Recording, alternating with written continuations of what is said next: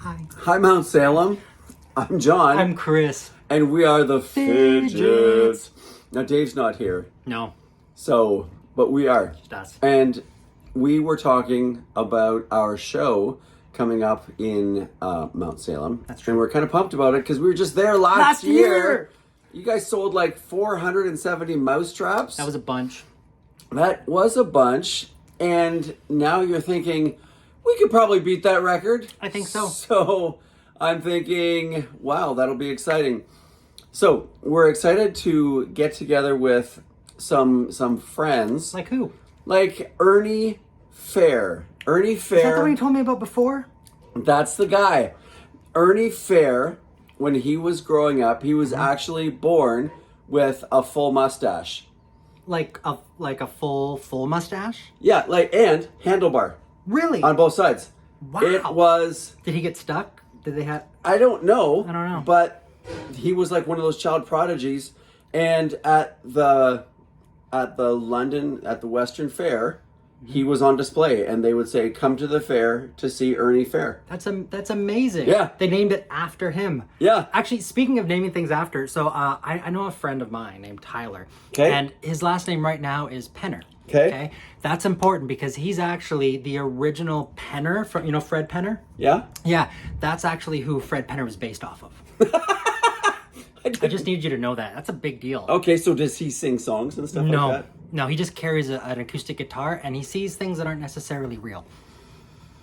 Okay. Yeah, but he's really entertaining. That's Very a talent. creative guy. Definitely. Mm-hmm.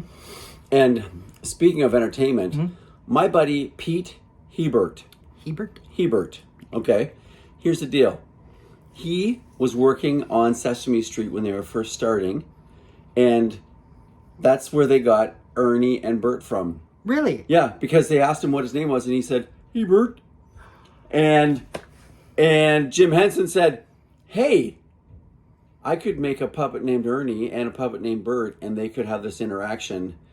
And that's how that started. Oh, yeah, absolutely. And he's too humble to even say anything. That's amazing. Actually, you know what? Speaking of humble, so I have a friend named Ava Hotchkiss. And Okay. if you want to know humble, I'm telling you, there's a shirt that she has, and it says, I'm better than you because I'm more humble.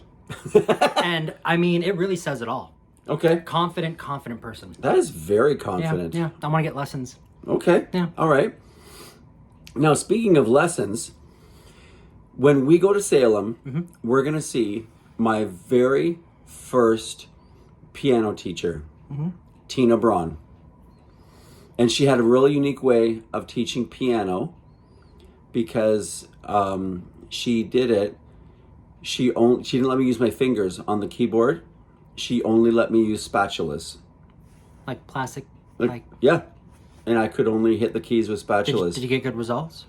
I did, but it was hard to do a recital if you don't have the right spatulas. That makes sense. You need like a bunch of them. Yeah, absolutely. I have like 18,000 spatulas in my house. They're from the Martha Stewart collection. Oh. But the only reason I got them is because my friend Martha, is it tyke robes? Yeah. Yeah, so they actually introduced me to the Martha Stewart collection because the name is similar. And I Okay. ended up buying like all the products. It was the greatest thing ever. And then she taught me how to do Taekwondo and gave me robes because apparently that's actually the entire purpose behind her last name. It was given to her because she invented the Taekwondo robes.